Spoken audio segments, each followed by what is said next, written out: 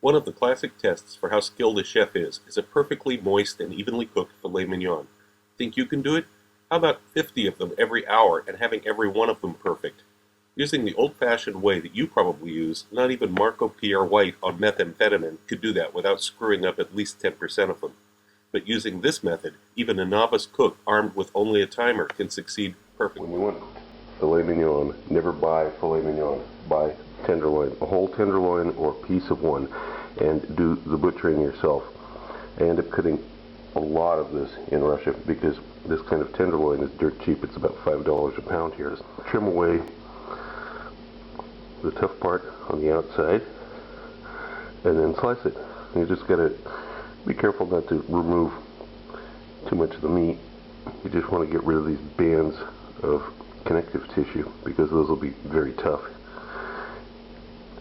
And it's not particularly expensive cut here, so if I lose a little bit of meat, I don't even care. And after just a couple minutes, really, you've got this collection of tough ligaments and connective tissue. You can throw this into a stock pot. You can throw it away, or if you're making beef stock, this is always a good addition. You're going to have a little bit more in just a second here because we've got to trim this up.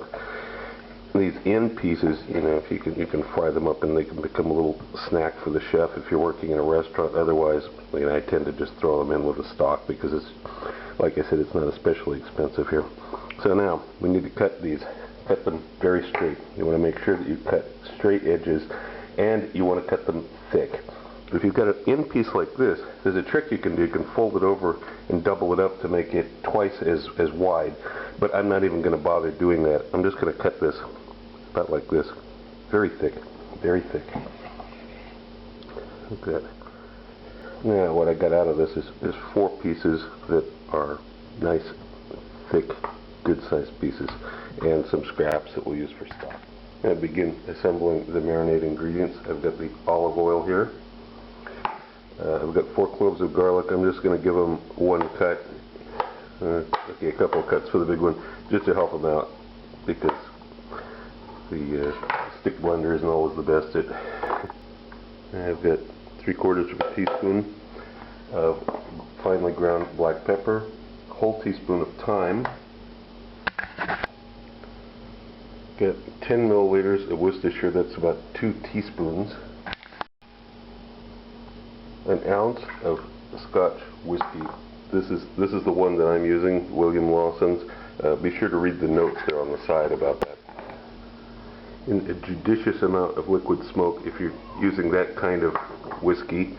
And finally, some MSG. Nice to get done.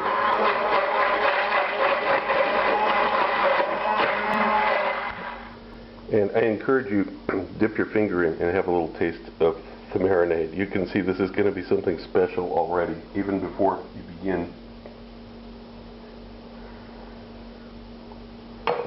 So, just coat the meat and let it soak as you would any other marinade, of course. Make sure it's coated on all sides and let it stand at room temperature. It's not going to spoil. It is plenty fine. Also notice I have not put any salt in this. Salt will be added just before it cooks. After the marinade time is up, take them out, put them on a plate. Now we're going to need to tie them up. And this is a very simple matter. Just get a length of twine and tie it around the middle. This just hold them together better when they're in the oven. That's it. That's all you need to do. Then just cut off the extra. Then we put the steaks, fillets, on a wire rack like this, and we add coarse salt, quite a bit, to one side only. Really a lot, actually, considering. But these are thick pieces of meat, and this is the only salt they're getting. Remember, there was no salt in the marinade, and now they're ready for the oven.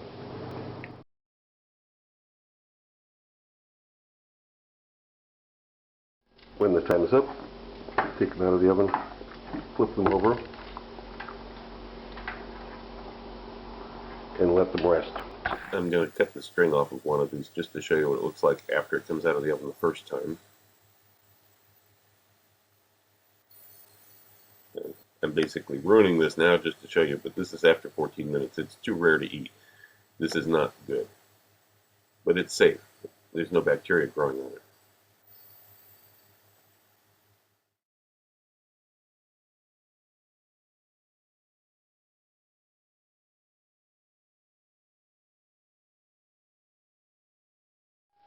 Now, when we're ready for service, we can take the meat straight out and put it onto a rack like this and put it into the oven for reheating and also for finishing cooking. And the amount of time we'll leave it in here will be related to how done we want the meat.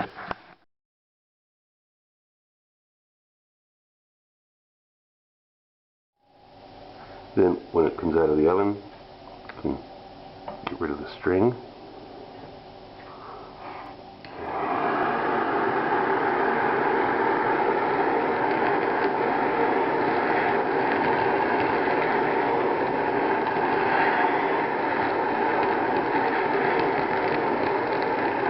And just how much you give it's up to you.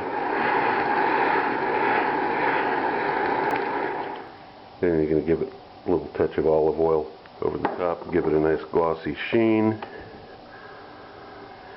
And when the customer gets it on their plate and they cut into it, this is what they're going to get.